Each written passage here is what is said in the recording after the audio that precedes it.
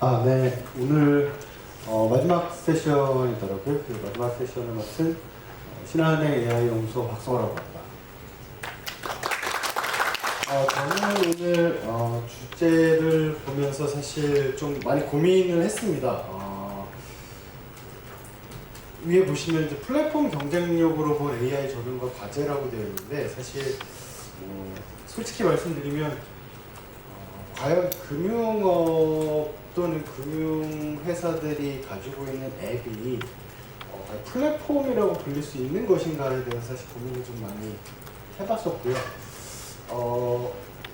그럼에도 불구하고 이제 은행이라든지 증권이라든지 이런 금융의 저희가 소위 이제 레거시라고 불리는 그런 이제 레거시라고 불리는 회사들이 갖고 있는 어떻게 보면 그런 업의 본질적인 영역에서의 경쟁력, 그리고 그런 부분들을 어떻게 더 강화하고 그 소위 이제 빅테크, 핀테크라고 불리는 회사들과 경쟁하고 이겨나가려고 하는지, 이런 부분들을 좀 말씀드리려고 합니다. 이제 말씀드리면 신한금융그룹 같은 경우에는 인공지능을 적용하기 위해서 감히 말씀드릴 건데 국내에서는 가장 먼저 시작을 했습니다. 이미 2016년도 알파고가 나왔을 때부터 시작을 해서 어떻게 하면 금융업에 대해서 우리가 혁신을 가져올 수 있을 것인가, 미래가 어떻게 바뀔 것인가에 대해서 지주 차원에서 고민을 많이 했었고요. 그러면서 이제 한 벌써 8년, 9년째가 다 되었죠. 그 기간 동안 지속적으로 고민을 해왔습니다. 그 해온 결과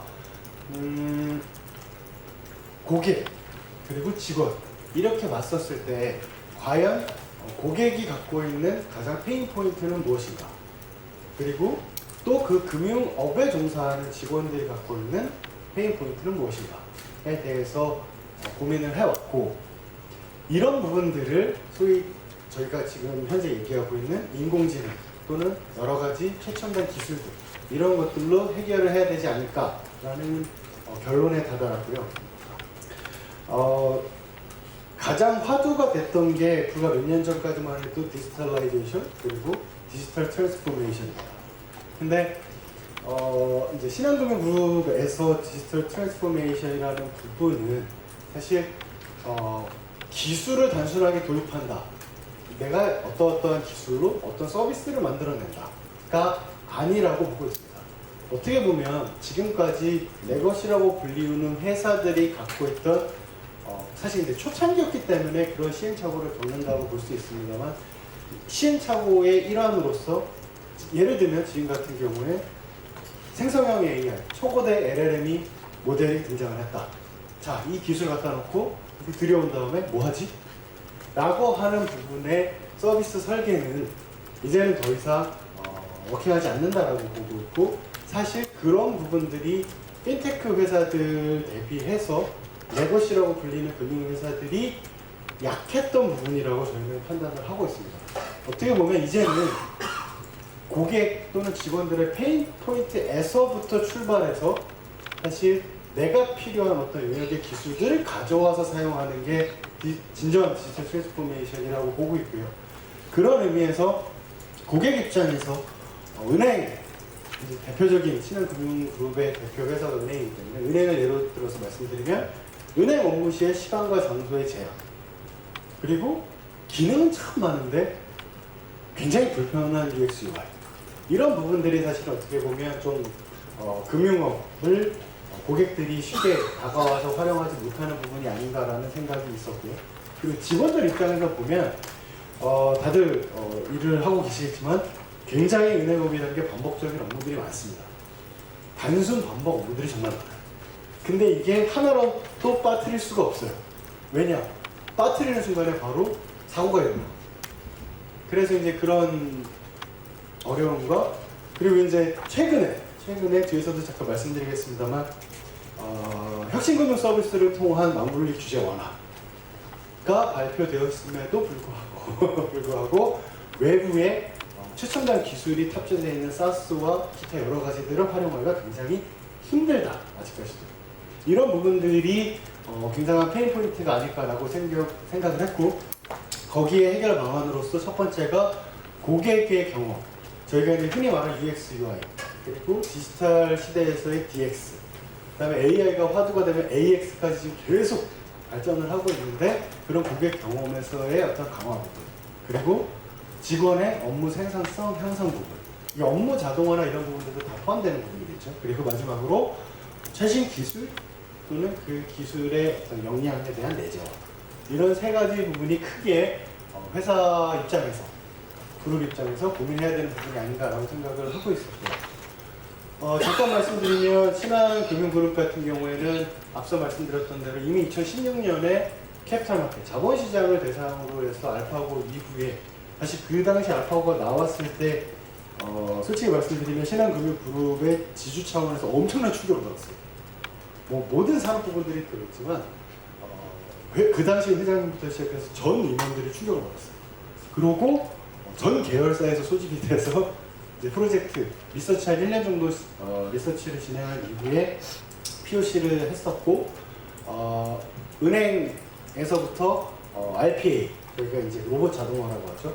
RPA가 이미 2017년도부터 도입되기 시작을 해서 18년도에 자본시장 AI를 구축한 이후에 신한 AI라는 회사를 설립을 했었었고요. 어떻게 보면 금융그룹에서의 거의 유일한 AI 자회사였다고 볼 수 있고, 그 다음에 2018년도부터 음성봇이 도입되기 시작을 하면서 어떻게 보면 가장 선두에 서서 기술이라든지 이런 부분들을 좀 흡수해가면서 투자를 해왔다라고 이렇게 좀 말씀드릴 수가 있을 것 같고요. 이제 딜로이트에서 작년에 발표를 했었습니다. 금융업 전 영역에 걸쳐서 과연 어느 영역이 AI를 적용할 수 있고 또 가장 시너지가 높을 것인가 라는 부분을 놓고 봤었을 때 전 영역입니다.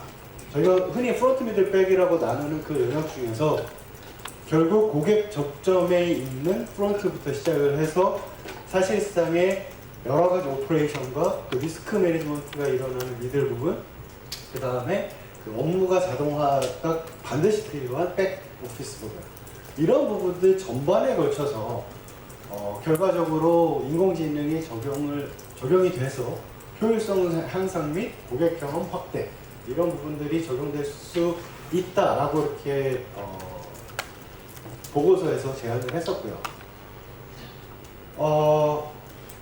지금부터는 이제 어떻게 신한금융그룹에서 각각의 영역들을 해결하고자 하는가에 대해서 잠깐 말씀을 드리겠습니다.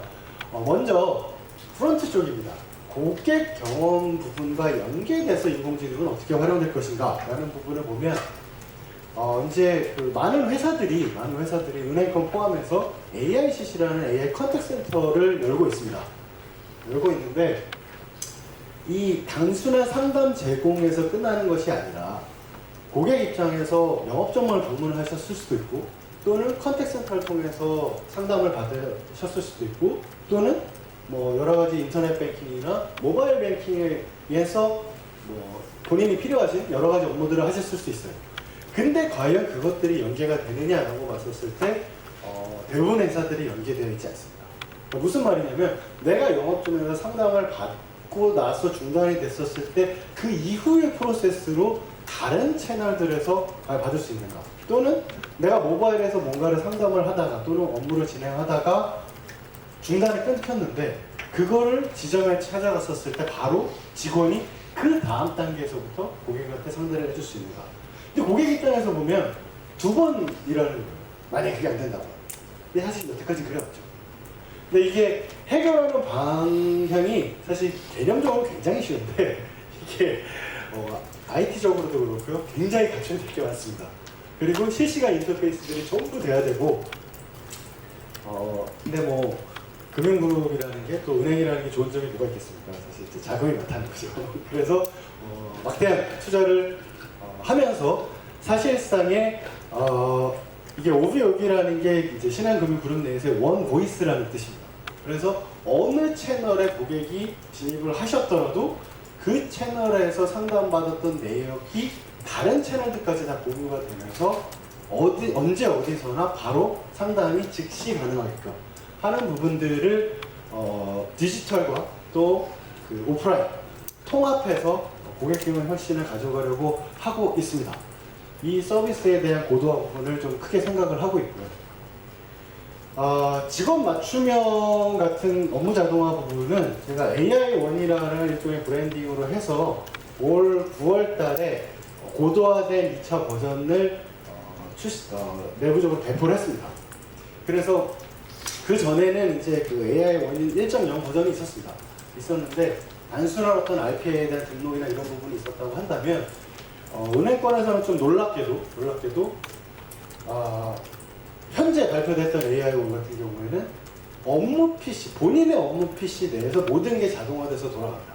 그러니까 좀 앞서서 여러 가지를 생각하고 좀 점프를 많이 해서 과장해서 얘기한다면 온디바이스 형태의 AI로서 각각 모든 직원들에게 인공지능의 컨설팅이 가능한 비서 또는 자동화 인공지능이 탑재돼서 배포가 됐다라고 좀 말씀드릴 수 있을 것 같고요.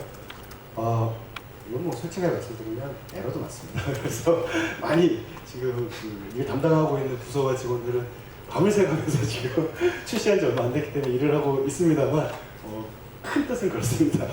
그래서 결국 골은 직원 한 명당 그 직원에게 가장 적합한 AI가 배정되는 게 사실 이 업무 자동화에서의 목표라고 보시면 될 것 같고요.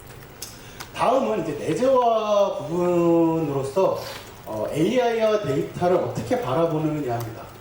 그래서 근데 이제 한 가지 국내 금융업에서의 한계점 또는 아쉬운 점이라고 말씀드리면 국내는 사실 법인들이 다 분리되어 있기 때문에 은행, 증권, 보험, 카드 전부 다 분리되어 있기 때문에 신한금융그룹 같은 경우에 데이터댐이라고 하는 원데이터 프로젝트를 진행을 해서 전 그룹사의 데이터를 모아서 만들어 놨어요. 근데 활용 못합니다. 왜냐면 이게 그룹사, 계열사 간에도 개인정보가 왔다 갔다 할 수가 없어요. 그래서 이제 회장님께서 왜 안 쓰냐라고 말씀하시지만 이게 규제상 쓰기 힘든 사실은 상황이고요. 하지만 인프라는 다 갖춰놨다. 그리고 언제든지 규제가 좀 완화가 되면 고객에게 최고의 서비스를 제공할 수 있게 해드릴 수 있다라고는 말씀을 드리지만 이제 규제가 언제 완화가 될지는 조금 어려운 상황이긴 합니다만 그래서 이제 저희 신한금융그룹 말고도 사실 뭐 제가 이렇게 실은행을 거론해도 되는지 모르겠지만 KB나 그다음에 하나나 이런 은행들에서도 그룹 차원에서 지주 차원에서 LLMOPS라고 하는 그 초거대 언어 생성형 모델들을 그룹 차원에서 쓸 수 있게 또는 데이터나 이런 부분들도 그룹 차원에서 활용할 수 있게 만들고는 있습니다. 이게 뭐 중복 투자라든지 그런 이슈들을 좀 해소하기 위해서 그렇게 하고는 있는데 어쨌거나 신한금융그룹도 AI와 특히 데이터 이런 부분들에 있어서도 통합해서 관리해 나가면서 지속적으로 상호 보완이 될 수 있게끔 이렇게 진행을 하고 있고요. 그래서 결론적으로 말씀을 드리면 이제는 신한금융그룹 입장에서는 신기술에 대한 지금 벌써 8, 9년 됐잖아요. 2016년도부터 접해왔으면 신기술이 나온다고 했었을 때 별로 놀라지 않습니다. 말씀드리면 이제는 그냥 하나의 기술이 나온 거예요.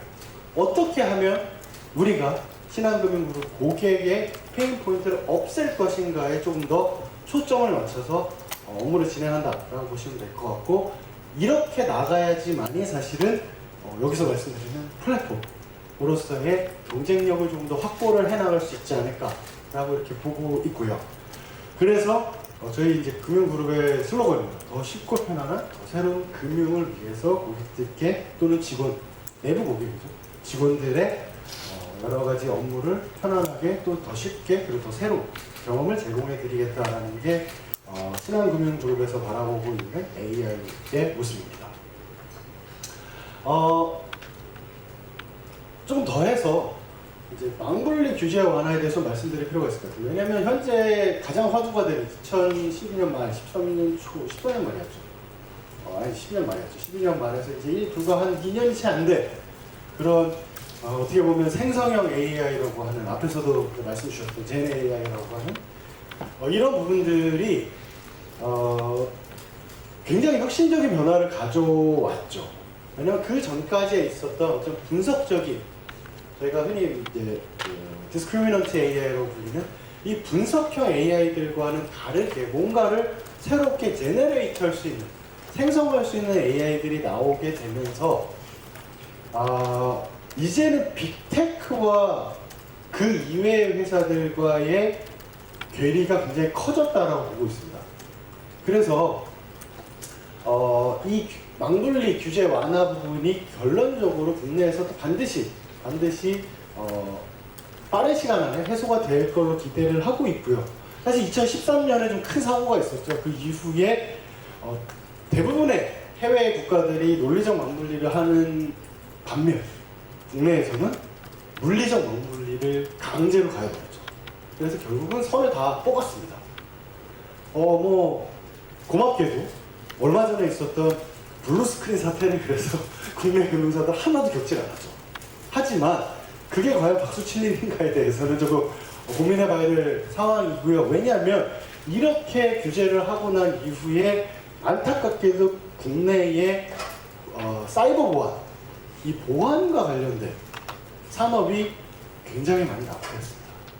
그 전까지는 그래도 굉장히 글로벌 스탠더드를 따라가고 있었거든요. 근데 이게 망분리가 되고 난 이후에 많이 그 산업에 계시는 분들이 좀 기분 나빠하실 수 있는데 많이 낙후됐습니다.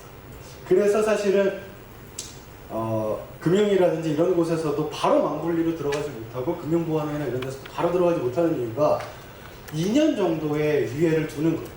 기술적인 캐치업을 할 시간을 주기 위해서. 그래서 그런 보안적인 부분들을 좀 많이 강조를 하면서 결국 8월 13일 날 발표를 해서 크게 3가지의 키워드를 얘기했습니다. 생성형 AI, 그리고 흔히 우리가 이게 SaaS라고 얘기하는 클라우드 기반 운영 프로그램, 그 다음에 심지어 개인 신용 정보 처리까지도 가능케 해주겠다. 앞으로 당장은 가명 처리된 데이터만 허용한다. 해서 굉장히 많은 부분들을 솔직히 말씀드리면 열어준 거고요. 이거를 얼마나 금융회사들이 잘 받아들여서 본업에 적용할 것인가에 대한 숙제가 남았고, 그런 의미에서 사전 컨설팅이나 이런 것들을 쭉 진행한 이후에 대부분의 금융회사들이 혁신 금융 서비스 규제 샌드박스에 신청한 상황입니다. 이제 신한금융그룹도 총 4개의 그룹이라고 표현하고 있어요. 은행도 총 4개의 혁신금융 서비스를 신청을 했고요. 그룹 차원에서 보면은 한 10개 내외의 서비스들을 신청을 했는데, 사례로 말씀드릴 거는 제가 최근에 이런 발표나 이런 포럼을 다니면서 밀고 있는 그 주제입니다. 뭐냐면 모두를 위한 자산관리라는 사례입니다. 이 모두를 위한 자산관리라는 부분은 아시는 분이 혹시 있으시면 금방 와닿을 수 있는 설레라고 하면 캔쇼를 혹시 아시는지 모르겠지만 캔쇼라고 보시면 돼요. 근데 캔쇼인데 개인에게 커스터마이징된 캔쇼고, 그 캔쇼가 훨씬 더 진보된 LLM과 여러 가지 알고리즘들을 통해서 훨씬 더 자연스럽게 마치 정말 영업점에서 그 직원과 커뮤니케이션 하는 것처럼 이렇게 이제 만들어지는 자산관리 솔루션이라고 말씀드릴 수 있을 것 같고요. 요거는 사실 금소법 이후에 일반 창구에서 오프라인 채널에서 굉장히 어려움을 겪고 있다라고 말씀드릴 수 있는데, 이제 아무래도 그 최근의 추세가 모든 금융그룹도 그렇고 오프라인 채널을 줄이는 추세로 가고 있죠. 솔직히 말씀드리면 이거는 피할 수 있는 추세긴 합니다. 근데 과연 그러면 이제 다시 한번 플랫폼이라는 입장에서 놓고 보면 토스라든지 카카오뱅크라든지 이런 전형적인 인터넷 전문 은행과 레거시 은행과의 차이점이 뭐냐라고 했었을 때 또 결국 기승전 점포예요. 오프라인 채널. 저희는 오프라인 채널을 가지고 있고 오프라인 채널이 없고. 그러면 과연 오프라인 채널이 소용이 있는가라고 봤었을 때 뒤에서 말씀드리겠지만 소용이 있죠. 왜냐? 모든 사람이 비대면에서 자유롭게 할 수는 없는 겁니다. 그러면 얼마나 오프라인 채널까지도 디지털화를 시켜서 고객들이 활용하실 수 있게 하는가가 결국은 레거시 금융업을 담당하고 있는 기존의 거대 금융그룹들이 해야 될 고민이 아닌가라고 생각을 하고요. 그래서 과거에는 저런 여러 가지 문제점들이 있었기 때문에 뭐 인력적인 문제도 있었고요. 결론적으로는 거액 자산가들만 PB센터라고 불리는 곳에서 자산관리 상담을 받을 수 있었죠. 여기 이제 계신 분들은 다 PB 고객분들이라고 붙게 있고 저 같은 사람은 이제 영업점에 가면 굉장히 천대라는 표현을 하면 좀 그렇죠. 굉장히 원어브 대입니다. 그래서 번호표 뽑고 열심히 기다려가지고 앉아서 상담을 받는데 상담하는 환경을 한번 생각해보세요. 이렇게 앞에 창구 쭉 있고 칸막이 있는데 그 앞에 의자들 막 있죠. 그럼 이제 제가 거기 앉았어요. 그러면 그 자리에서 옆에도 상담받고 저쪽에도 상담받고 뒤에는 청경분 계시고 근데 거기서 제가 사실 빚이 한 7억입니다. 자산은 5천만 원밖에 없거든요. 어떻게 해야 될까요? 를 할 수 있을까요? 그 많은 사람들 앞에서 이게 참 쉽지 않아요. 굉장히 프라이빗한 어떤 인포메이션을 커뮤니케이션을 해야 되는데 이게 참 쉽지 않거든요. 영업적에서 앞서 말씀드렸던 그런 뭐 시간의 제약뿐만 아니라 그거를 사실은 기존까지는 이런 아주 멋있는 PB센터들입니다. 4대 은행 굉장히 멋있는 곳에서 이제 거액 자산가분들께서는 해소를 받으셨었죠. 근데 과연 그럼 일반 투자자들은 어떻게 할 거냐, 일반 고객들은 어떻게 할 거냐라고 봤었을 때 뭐 그래서 그런지 모르겠지만 일반 고객분들은 이미 비대면으로 많이 넘어갔어요. 많이. 그리고 더군다나 젊으신 분들은 사실 은행을 잘 안 오죠. 근데 생각해 보시면 아시겠지만 아무리 젊어도 만약에 이제 첫 주택을 구매하시는 분이 앱만 갖고 할까요? 쉽지 않아요. 아무리 쑥스러워도 영업적으로 한번 가요. 가서 사람 앞에다 놓고 막 상담하죠. 되냐 안 돼. 근데 이제 그러고 상담을 받고 인터넷 전문은행 가서 대출을 받으시는 것 같긴 합니다만 어쨌거나 이제 그런 부분들 그래서 이제 비대면이 계속 늘어나고 있고 그 다음에 ETF나 이런 것도 폭발적으로 증가를 하고 있고 툴들도 너무 좋아졌어요. 근데 이런 AI나 이런 것들이 저희가 기술을 접목하는 데 있어서 생각을 해보면 과연 고객들은 인공지능이 도입되면서 내가 정말 뭔가 바뀌었다라고 느낄까? 라고 보면 여러 가지 이제 훌륭한 앱이나 이런 것들도 많긴 합니다만 앱 켜보시면 거기에 뭐 그 앱을 만드는 사람들이 뭐 인공지능을 넣고 막 설명을 하지만 고객들은 물음표예요. 기존과 뭐가 달라졌어? 기존에도 다 있던 거고 단추 누르고 뭐하고 다 했었는데 라는 게 사실은 간극이 좀 크게 존재한다라고 생각을 하고 있고요. 이 간극을 메꿔주는 사실은 서비스 또는 솔루션 또는 모델이 최근에 빅테크가 만들어 놓은 그런 생성형 AI라고 보시면 될 것 같습니다. 근데 이제 그런 생성형 AI를 신한금융그룹은 물론 이제 SLM이라고 불려서 오픈소스로 나와 있는 것들을 들여가지고 자체적으로 제작해서 막 하긴 합니다. 하긴 하는데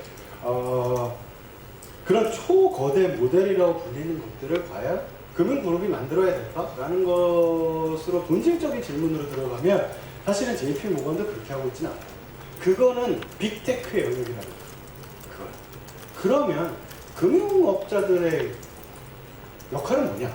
라고 했었을 때 그렇게 정말 잘 만들어져 있는 어떻게 보면 지금 현재 수준에서는 가장 일반화되어 있는 모델들을 들여다가 나한테 얼마나 잘 맞춰서 커스터마이징해서 활용할 수 있는가가 기존의 금융업자들의 롤이라고 볼 수 있을 것 같고요. 그런 부분들이 잘 녹아져 들어왔었을 때 고객 경험이 확실하게 달라질 수 있다라고 보고 있습니다. 그래서 보시면 사실 고객이 금융회사에 던지는 질문은 간단합니다. 그냥 저희가 이제 여러 가지 게시판을 크롤링해서 분석을 하고 또 실제 고객들의 상담 데이터나 이런 것들을 보고 또 투자 사이트나 이런 데서 봤었을 때 질문은 딱 하나예요. 사실은 두 개입니다. 뭐냐면 삼성전자 몰라요? 사실 답하기 굉장히 어렵거든요. 어렵지만 그게 다예요. 그리고 하나만 더 붙이면 삼성전자 올랐어요. 그랬더니 앞에서 한테에서도 말씀 주셨지만 왜 올랐어요? 올라요? 왜 올랐어요? 또는 떨어지나요? 왜 떨어졌어요? 사실 이 두 개만 답할 수 있으면 많은 부분들이 해소가 되거든요. 사실 게시판이나 이런 데 분석해보시면 아시겠지만 그게 거의 질문의 70% 정도 차지합니다. 나머지 30%는 뭐 그래서 투자가 뭔가요? 뭐 이런 막 여러 가지 질문들이 있지만 그 두 가지를 제대로 고객에게 딜리버를 할 수 있다면 웬만한 상담은 가능하지 않은가라고 이렇게 보고 있고요. 그래서 사실은 이번에 저희가 만들려고 하고 있고, 또 내년에 그런 생산형 AI를 붙여서 더 고도화시켜서 고객에게 드리려고 하는 부분들이 이 AI 프라이빗 뱅커입니다. 그래서 24시간 365일 언제 어디서든 뭐가 궁금하시든 간에 금융과 관련돼서 여기서 제안을 좀 드려야죠. 저희는 일반화된 인공지능으로서 뭐 그래서 2 더하기 2는 뭔가요? 이런 거를 답하지는 않기 때문에 결과적으로 투자와 관련돼서 또는 본인의 어떤 금융 파이낸셜 어드바이저리를 위해서 질문을 했었을 때 답을 할 수 있는 서비스 자체를 드린다고 말씀드릴 수가 있을 것 같고요. 그래서 어떤 뉴스라든지 이런 것들을 실시간적으로 분석해서 고객에게 딜리버를 해드리게 되고, 또는 어떤 이벤트가 발생했었을 때 그런 이벤트에 대해서 적절하게 분석해서 답변 드리는 부분, 또는 실제 어떤 기업이라든지 아니면 어떤 이벤트에 대해서 좀 더 딥하게 분석을 해서 분석 자료를 드리는 부분들을 말씀드릴 수 있을 것 같고요. 근데 이제 여기서 끝나면 사실 이것까지는 뭐라고 할 수는 있는데, 저희가 하는 게 이제 아까도 말씀드렸듯이 신한금융그룹 자체가 굉장히 따뜻한 금융을 강조합니다. 어떻게 보면 금융과 따뜻함이라는 건 굉장히 어울리지 않는 두 가지 단어긴 합니다만,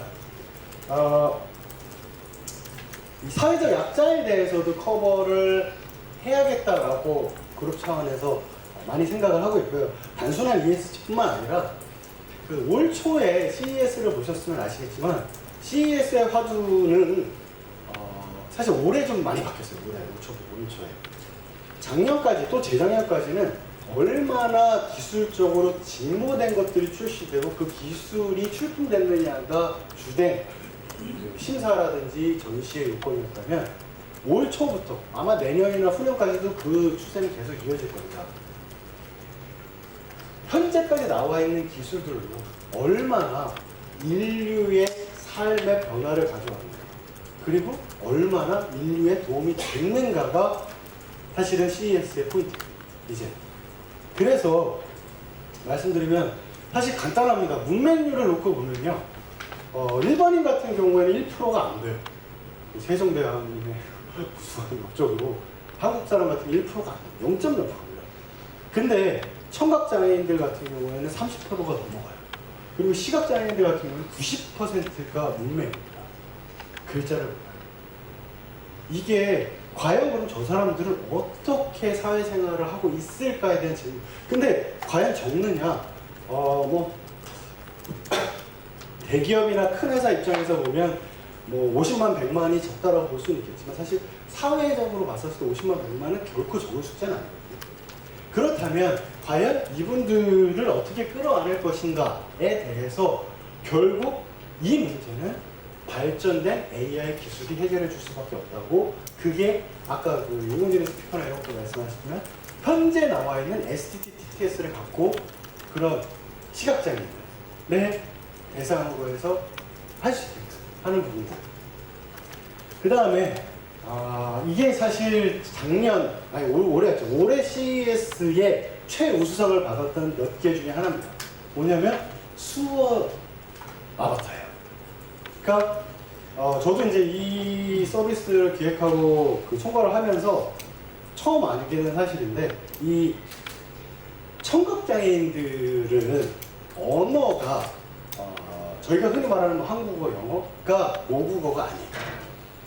그분들은 들리지가 않기 때문에 모국어가 수어예요. 그 지역에 특화된 혹은 그 나라에 특화된 수어예요. 그러면 수어로서 표현을 해줄 때만 100% 이해를 하시는 거예요. 그러면 예를 들어 드라마나 이런 거 쭉 봤을 때 밑에 자막 나오잖아요. 자막을 이해하는가? 여긴 다 영어를 잘 하시겠지만 저희가 외국어 미드나 아니면 영드나 외국 헐리우드 영화를 볼 때 밑에 한국 자막 나오죠. 빨리빨리 읽잖아요. 근데 그거를 만약 영어 자막으로 나와요. 그러면 막 듬성듬성 단어는 이해하는데 막 지나가잖아요. 그러니까 이해도가 확 떨어지죠. 이게 그분들이 겪고 있는 거예요. 한국어를 얘기하고 한국어 자막이 나오고 있는데 그분들한테는 저희가 영어 자막 보는 거랑 똑같습니다. 그래서 결국 이런 수어 아바타나 이런 것들이 보시면 예를 들어서 금융상품 가입하고 나면 이제 앞서 말씀드린 여러 가지 상담들도 이제 클릭을 하게 되면 수어 아바타가 나와서 수어로 막 설명을 해줍니다. 그냥 아실 수 있죠. 그리고 예를 들어서 뭐 투자 상품 설명서 아니면은 뭐 약관 굉장히 많잖아요. 금융상품과 관련된 서류들이. 그런 것도 눌렀을 때 수어 아바타가 설명해줍니다. 그러면 그분들이 100% 이해를 할 수 있다는 거예요. 이제부터. 그래서 이제 그런 부분들도 접목시켜서 조금은 정말 모두를 위한 자산관리 쪽으로 나아가야 되는 게 아닌가라고 생각을 좀 하고 있고요. 한두 걸음 더 나아가서 지금까지는 이제 비대면 모바일이라든지 태블릿 이런 비대면만 말씀드렸지만 이거를 신한금융그룹 차원에서는 AI 브랜치라고 하는 AI 점퍼를 오픈 예정입니다. 첫 1호죠. 그래서 물론 이제 솔직하게 말씀드리면 100% 돌아가고 있지 않아요. 근데 목표는 그 점퍼 같은 경우에는 사람이 없어요. 뭐 키오스크 있고 뭐 있잖아요 라고 할 수 있지만 단순히 그런 스마트 키오스크라든지 이런 것만 들어가 있는 게 아니라 구석구석 모든 스크린에 이 사람과 커뮤니케이션 할 수 있는 AI 아바타들이 다 들어가요. 그래서 내가 점퍼를 딱 방문을 했었을 때 뭐 언제고 뭐 새벽 1시고 2시고 뭐 아니면 쉬는 날이고 상관없이 그 점퍼에 들어가서 뭔가 내가 업무 처리를 하다고 눌렀을 때는 지정해서 내가 그동안 행동했던 커뮤니케이션 했던 걸 그대로 그 점퍼하면서 하면서 오프라인 측면을 해결할 수 있게도 하려고 합니다. 이렇게 하려면 사실 앞서 말씀드렸던 그런 채널 간의 통합이라든지 이런 것들이 사실 선제되어야 되죠. 그래서 굉장히 많은 부분들을 좀 신한금융그룹 입장에서 바꾸고 있다고 말씀드리고 거기서 또 한 발 더 나갔어. 한 발 더 나가서 집에서도 이제 핸드폰도 귀찮죠. 태블릿도 귀찮아요. 그러면 이제 소파에 누워서 TV를 보다가 이제 AI 스피커를 통해서 TV에서 그냥 은행 업무 이런 걸 보시는 거예요. 이제 그 AI 홈뱅크라고 하는데 그 집에서 TV 채널에서 그냥 바로 하시고 이제 국내의 모든 자동차 메이커 회사와 지금 협의를 하고 있는 것 중에 하나가 자동차에 들어가는 내비게이션과 그 자동차 앱 전용 앱을 통해서 그냥 운전하면서 뭐 요새 라디오 듣고 막 하시잖아요. 근데 그게 아니라 운전하면서 야 요새 아싸리 어떻게 됐더라? 라고 하면 요즘 근데 그럼 내가 펀드 기술주 펀드 들고 있는데 걔는 어떻게 됐어? 그럼 또 이제 막 얘기를 해줘. 그러니까 어떤 이런 시간적인 또는 공간적인 이런 제약들을 계속적으로 허물어 나가면서 고객과 24시간 365일 커넥트 돼서 업무가 처리될 수 있는 것이 결국은 지금 레거시를 갖고 있는 금융회사들이 가져야만 할 또 추구해야 될 그런 플랫폼의 경쟁력이 아닌가. 그리고 그거를 AI나 이런 좀 진보된 기술들을 계속해서 적용하면서 풀어나가야 되는 게 아닌가라고 생각을 하고 있습니다. 지금까지 발표를 드렸고요. 혹시나 몰라서 드리는 말씀이지만 질문 받지 않겠습니다. 네, 감사합니다.